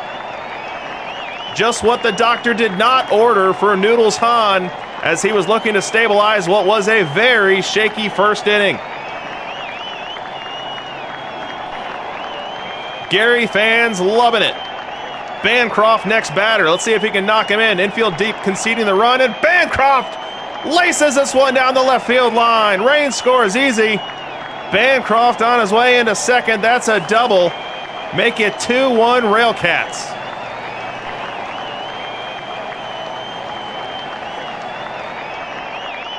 Pete Rose now bats here in the second. There's 2 outs. Bancroft on second. Dickey at first. Hahn comes set the pitch. Grounder up the middle. Fielded it short. Short play at second, and he dropped it. An error on the second baseman. Unbelievable. Jackie Robinson playing shortstop for the Golden Rumps. Throws to Cupid Childs, and the ball comes free. This second inning continues. Jackie Robinson, not known for his shortstop caliber defense, thrown in here on a move by the Chad Golden Rumps. A run has not scored as a result yet, but the door is open as we are repeating the matchup from the first inning. Kurt Flood now 2 plate appearances in this game, both of them with the bases loaded. Last time up, he had a sacrifice fly. That's not an option for him this time with 2 outs. He's going to need to find pasture. There's a 2-2 count on this one. Fans on their feet. Noodles Hahn comes set. Delivers. Swing and a miss. Strike 3. Gets Flood to extend the strike zone. Chases a fastball high and away. Gets an absolutely critical strikeout. Even though he's faced 13 batters through 2 innings, he's only given up 2 runs and only finds himself trailing by 1. In what could have been a nightmare first and a nightmare second, he has kept the train on the rails for the time being. We go bottom 3. This inning has been the toughest one for Chad Golden Rumps starters. In the past couple of games, Noodles Hahn 1 strike away from being able to conquer it. Let's see if he can get Bancroft out here. We've got Tim Raines aboard, and he'll get a head start on this pitch. Bancroft laces one into left center. That's going all the way to the wall. Raines got a head start on it. He's going to try to score on this. Around third, heading home. No throw. Make it 3-1 Railcats. Dave Beauty Bancroft finds a left center field gap. Dave Bancroft has a long history of coming through on these streams. Correct me if I'm wrong, but I believe he was the one that walked it off for Paige. So 3-1 Railcats as we move to the 4th. The Chad Golden Rumps have to be pleased to see that they are next on the highlight machine. They've got 2 aboard, first and third, as Tim McCarver bats with 2 away. The pitch. McCarver to first. picks it, plays it. That's going to end the inning. The Rumps strand 2 here in the 4th. We'll head to the bottom. Railcats 3, Golden Rumps 1. Bottom 4, and look at this. The Railcats are back at it. Every single inning, they are forcing Noodles Hahn into stressful, high-leverage moments, and this is no exception. Curt Flood, who has now batted with 8 men on base, 3 in the 1st, 3 in the 2nd, now 2 in the 4th. He has an opportunity to blow this one open. He's got runners in scoring position, nobody out. 1-0 count. Hahn comes set. Hahn delivers, and this one's lined down the right field line. Scoring easily will be Robinson and Rose. Flood on his way to second. He'll stop there. It's a 2 RBI double for Curt Flood. Make it 5-1 Railcats.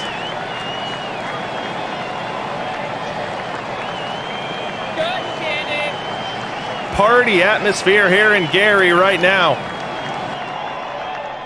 We go bottom 4, and the fans are still on their feet. Flood, instead of batting, is now at third. We've got the bases loaded.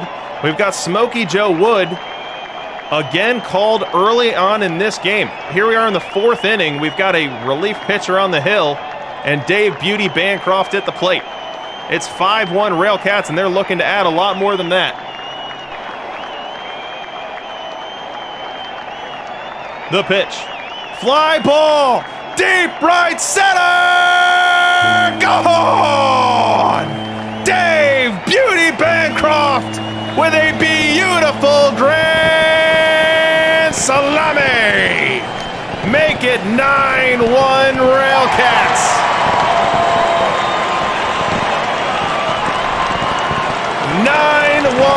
Railcats. This one goes 423 feet off the bat of Bancroft. Able to turn around a 96-mile-an-hour heater out of the hand of Smokey Joe Wood. And the route is on.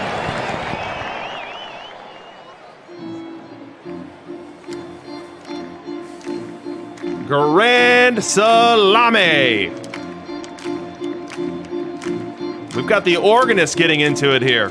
You guys hearing this? Listen to this atmosphere in Gary. They can't get enough. So we go bottom 6, and look who's in the batter's box. I don't know how he's not wearing a fire emote yet, because he's already hit a bases clearing double, a grand slam, and now we are getting featured a random highlight in the 6th inning of a 10-run game with 1 out and nobody on. I can only imagine what follows this spacebar click here. 2-2 on Bancroft. Tom Glavine into this one now for the Rumps. The pitch, and Bancroft belts it. Deep left field, forget about it. Into the 3rd deck. Dave Bancroft goes 400-some feet into the 3rd deck in Gary. A bomb.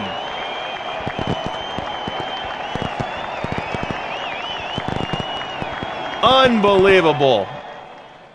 I can hear the price of Dave Beauty Bancroft going up in the auction house right now. We go top 8, and the Golden Rumps finally get a highlight here. They've got Charleston aboard at first. They've got Ned Hanlon at the plate. Eddie Plank now on for the Railcats.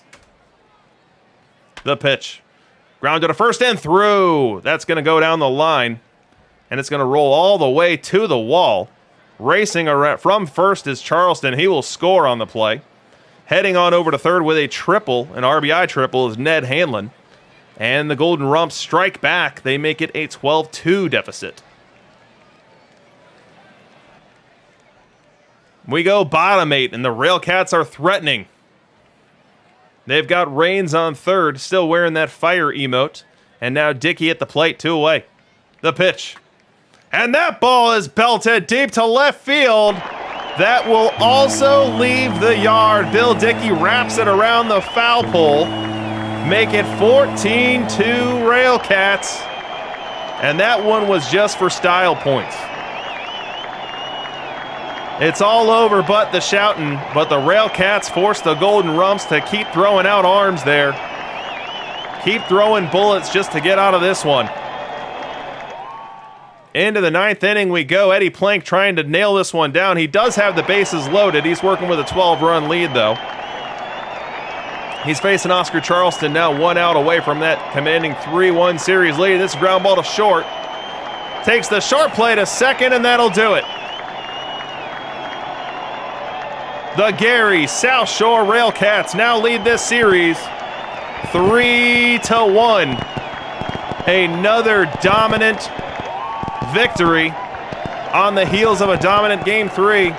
They win by the final score of 14-2 and knock around the Golden Rumps pitching staff for the 3rd consecutive game as they now turn their focus to clinching this one at home.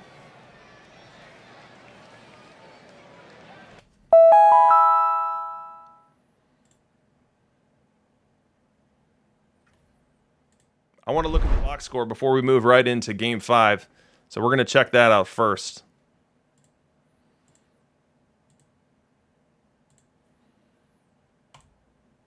Here we go, 14-2. Let's see what happened.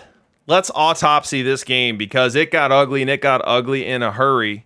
So Noodles Hahn saw his fellow Golden Rump pitchers get knocked out in the 3rd inning in each of the last 2 games, and he was able to do better than they did. He was able to get out of that 3rd inning, get into the 4th, but he wasn't able to make it any further from there. He ends up giving up 6 earned runs on 12 base runners through 3+ innings. Handed the game over to Smokey Joe Wood, who wasn't any better. Handed it over to Glavin, who wasn't any better. Handed it over to Cy Young, who wasn't any better and needed 51 pitches in the process of not being any better. A complete pitching staff meltdown for the Golden Rumps. And on the other side, we have Gary Southshore. Another solid outing. This one coming from Adam Wainwright, 6 1/3. Only gives up 1 earned run, dancing around 8 base runners. And then turning it over to Eddie Plank, who did have to use 45 pitches, but was able to take it start to finish from that 7th inning on to completion. 14-2. And now it's time. It is time for Game 5. What's going to happen here? Now, let us not forget. This is not any old team. This is not your average team that's down 3-1 in the Perfect League World Series. This is the 101-win Chad Golden Rumps that basically boat raced the entire league all week long. A team that scored nearly 1,000 runs. They are not going to go quietly, and if the Railcats are not able to close this one out, then there's 2 games on deck for the Golden Rumps in a stadium that they were winning 2 out of 3 routinely all season long. Let's update the chart. Let's get the Railcats Game 4.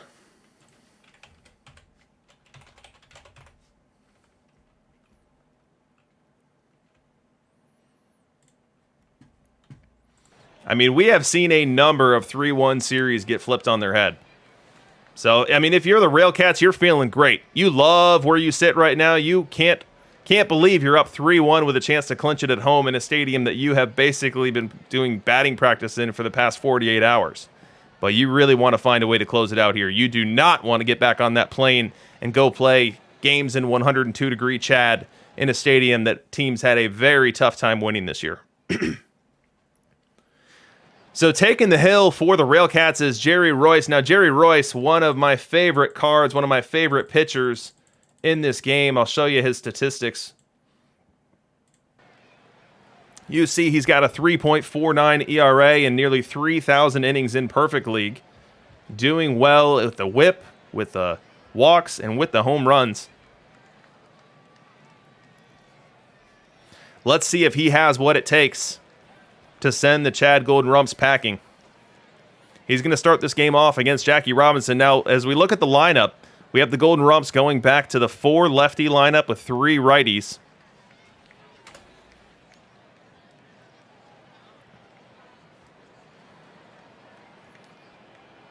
We still have double Heilman fire. Let's see if that comes into play here tonight. The pitch to Jackie. Fly ball right field. Playable. Keeler shifts over. He puts the squeeze on it. That is 1 up and 1 down. And game 5 is underway. We go top 2, and the first legitimate scoring opportunity goes the way of the Golden Rumps. They've got Wander Franco at second. They've got Willie Keeler at first base. And at the plate, Bill Dickey. Full count on him, 1 away. So Jerry Royce versus Bill Dickey. We'll set it up in the matchup analyzer. Bill Dickey versus left. Jerry Royce versus left. As you see from the color-coded performances on your screen, heavy advantage here to the pitcher. But he is in a full count here. The pitch. Swing and a miss, strike 3. Jerry Royce reaches back for a little something extra. Hits 94 on the gun, and Bill Dickey unable to catch up. That is the second out of this inning. Which leads us to Arky Vaughn. Arky Vaughn, the last hope for the Rumps to take advantage of this early rally in game number 5. Vaughn ahead in the count 2-0, but the Railcats fans on their feet, urging Royce out of this inning. The pitch. Line drive right field. That ball is down. Around third is Franco. He's going to try to score. Safe. Able to get in ahead of the throw from Willie Keeler. And an icy Arctic Vaughn able to come through in a clutch 2-out runners in scoring position spot and give the Golden Rumps the first score in this game. Still top 2 following Arctic Vaughn's single. We've got Jackie Robinson up. He's got a 3-1 advantage in this count. Royce winds, delivers inside with the slider. That's going to be ball 4. And they are now loaded for Curt Flood. Flood up with a 1-0 count advantage in his way. The pitch from Royce. Fly ball center field. Should be playable. Curt Flood ranging in, puts the squeeze on it, and that will end the inning. The Rumps leave the bases loaded, but do score 1, take the early lead here in game number 5.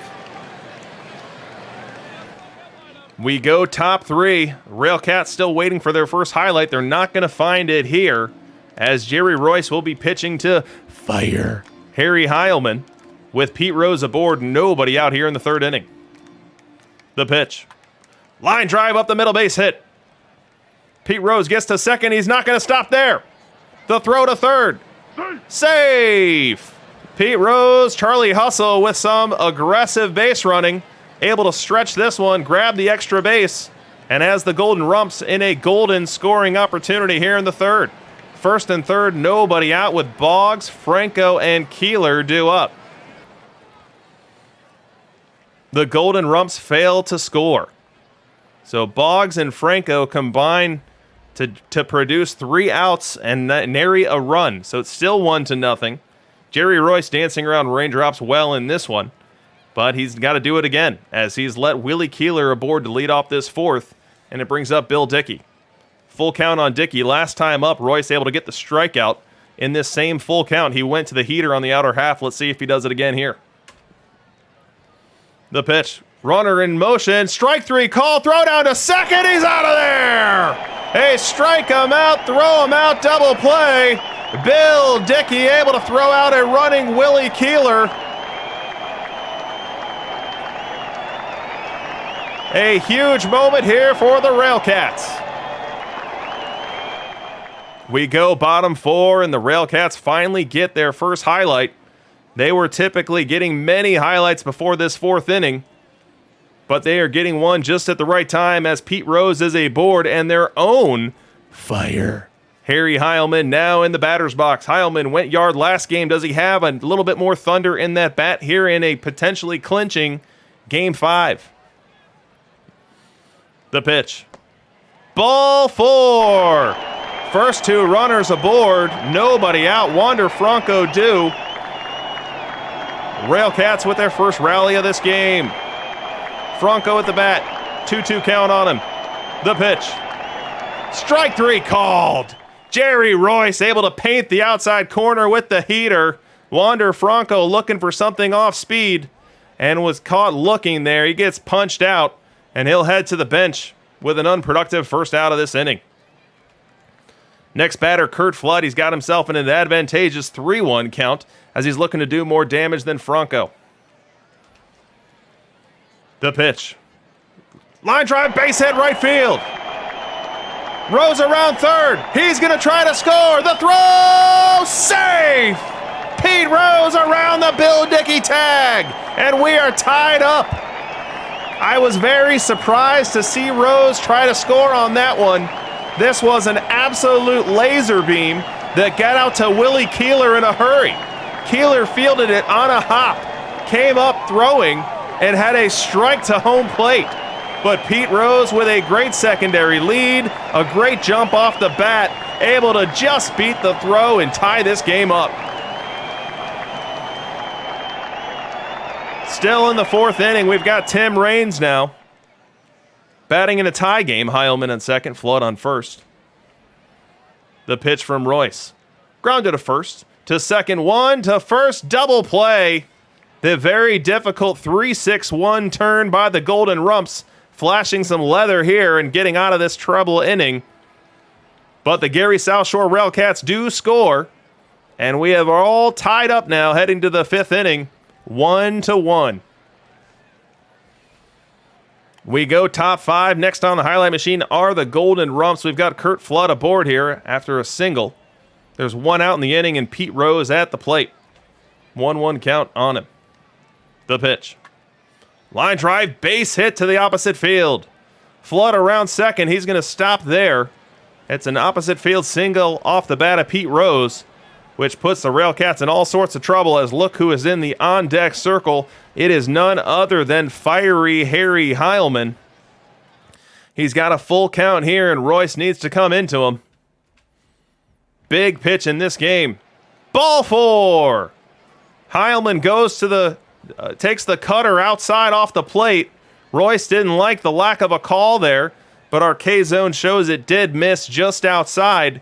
They are now loaded in this one. Pitch count for Royce starting to climb. 8 hits and who knows how many walks. We'll see how much longer the Railcats stick with their ace. 2-1 count on Boggs. A huge moment in this game. We need the matchup analyzer to help us look at it. Let's get to Wade Boggs. This is not a lefty cheese stadium. And so as we look at this matchup here, we have Jerry Royce versus left, very elite numbers. We have Wade Boggs versus left, very pedestrian numbers, only a 655 OPS. Now look at the defensive alignment for the Railcats. We have got them playing for the out at home. I thought with Wade Boggs' speed, perhaps we'd see Bancroft and Jackie Robinson playing for 2 up the middle. That is not the case.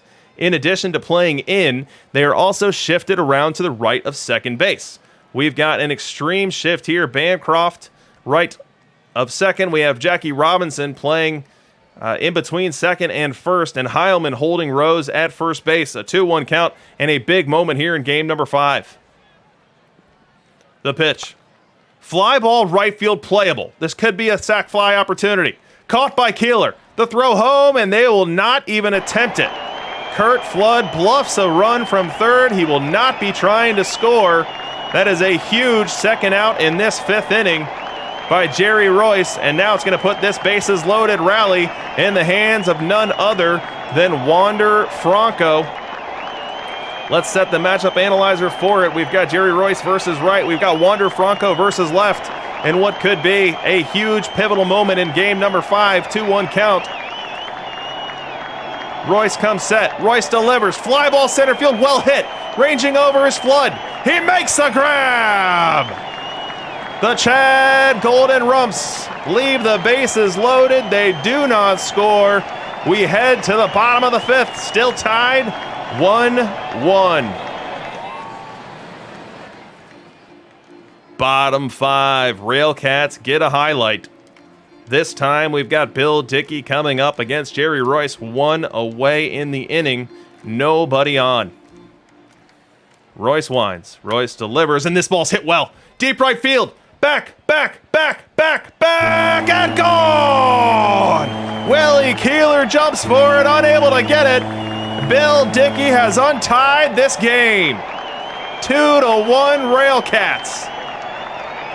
This wasn't a tape measure shot by any stretch. 346 feet off the bat down the right field line. But fence scrapers and bombs all count equally in the scorebook. And this couldn't have been a bigger moment for Bill Dickey as he unties this game here in the bottom of the 5th. Still bottom 5, innings still going. Willie Keeler has reached. He's worked his way around to third. Pete Rose is aboard. He's on first base. We've got 2 outs and fire Harry Heilman at the plate. Boy, would a long one here change this game. The pitch. And that ball's hit well. Deep right field. No way. Did he do it again? He did. Harry Heilman, 3-run homer. Using every bit of that fire emote to do so. The tastiest Oppo taco of this series makes it a 5-1 Railcat lead. Fireworks in Gary.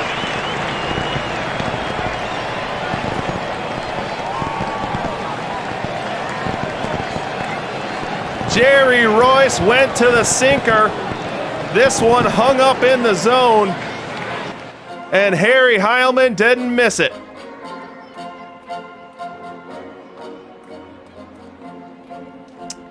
We have an off-camera run. It is now 6-1 Railcats. We go top 6. And if you're a Golden Rump fan, you had better get your butt in gear here. You have got less than 4 innings to find 5 runs and then some. Bill Dickey will start it off here against Jerry Royce. Jerry Royce with a very uneven start to this game for the Railcats. He's given up 8 hits through 5 1/3. He's given up some walks as well. But still in this one for now. Railcats showing faith in him, not going to the bullpen here to protect this 5-run lead. Let's see if it pays off for him.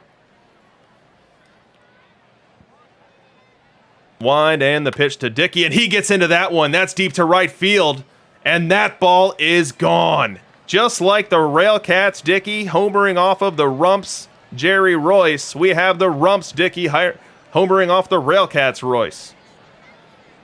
And it is now 6-2.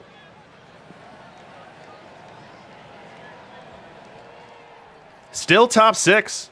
Rumps threatening. We have Arctic Vaughn on third base. We have Kurt Flood on first.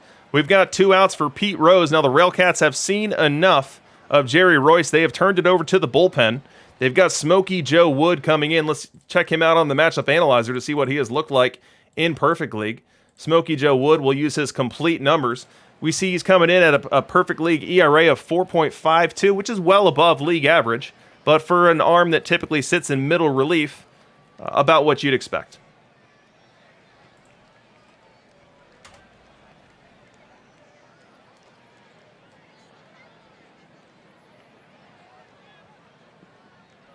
The pitch, and that ball is sliced into the left center field gap. That's going to score at least 1. Kurt Flood off on the pitch. He's going to try to score, and he will. Heading to third on the play is now Flood. He'll make it safely. That is a 2 RBI triple for Kurt Flood, and this game just got a whole lot more interesting. The Golden Rumps have closed the gap to 6-4.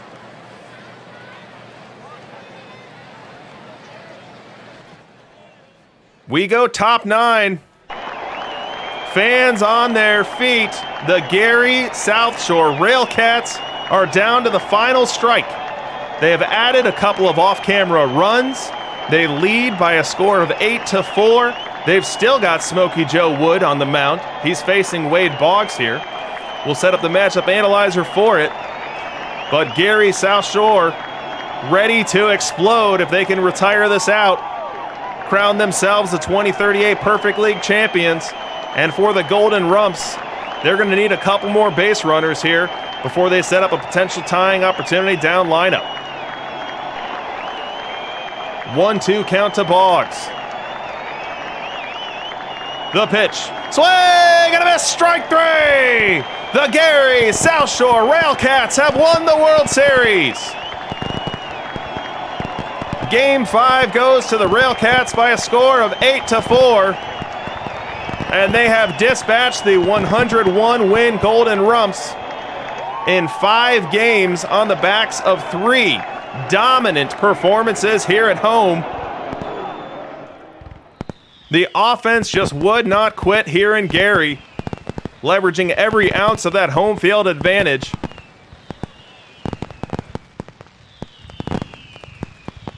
We had Fire Harry Heilman contributing on both sides of the ledger. And we had a Gary Southshore offense that just would not quit. As we look at the box score for the 4th consecutive game, we see a Chad Golden Rumps starter unable to contend with what is just a nuclear hot lava offense in Gary. 5 earned runs this time for Jerry Royce. Handed it over to Hudson, who gave up another couple before Pedro closed it down. And then on the Gary side, Jerry Royce wasn't great. We had talked about this some during the broadcast. He did give up 11 hits, 3 walks, of 14 base runners, was able to limit the damage to 4 earned runs, and with how good the Gary Southshore offense had been, that was all he needed to do. He handed the game over to Smokey Joe Wood in the 6th inning with 2 outs, and Smokey Joe Wood able to get the last out in the 6th, able to get all 9 outs between the 7th and 9th innings, did not give up a run, and forever cemented the Gary Southshore Railcats in perfect league history as 2038 perfect league World Series champions. Let's take a look at who won MVP. And no shocker here. Now, Harry Heilman was definitely competing for it. I mean, look at these stats here.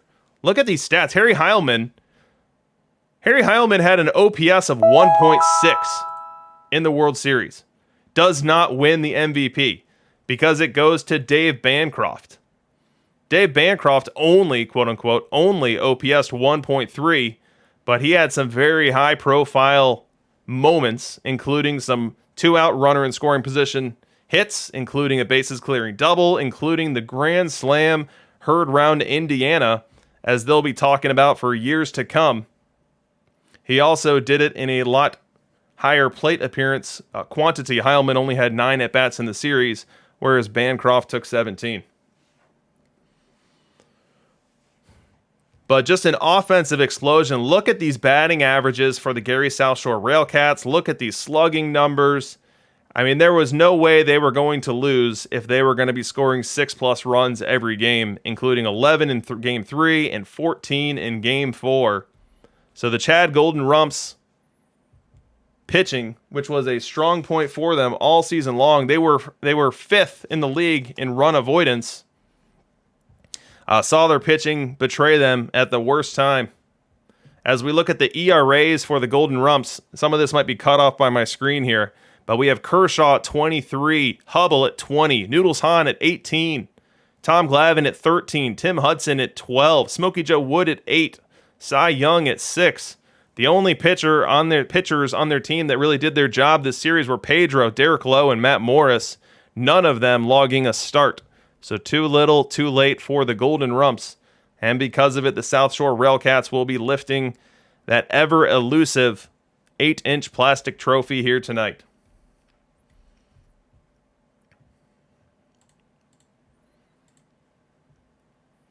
So there's your final bracket. So Dish, if you're in the chat, confirm if you are or are not on tonight while I close things up. But there's your final bracket. Both teams were more than battle-tested on their way to the World Series. You had the Rumps having to go through the Law Blogs, go through Maine Whiskey Tango, go through the Warbirds. You had the Railcats knocking me out, knocking the Crozet Storm Kings, knocking out Piscotti Doesn't Know in 7. And then they meet in the World Series. They split their games in Chad, 1 apiece, but then in Gary, the Railcats bats just didn't look back. Did not look back. So Dishnet has confirmed that he's coming on after me. So definitely stick around for him.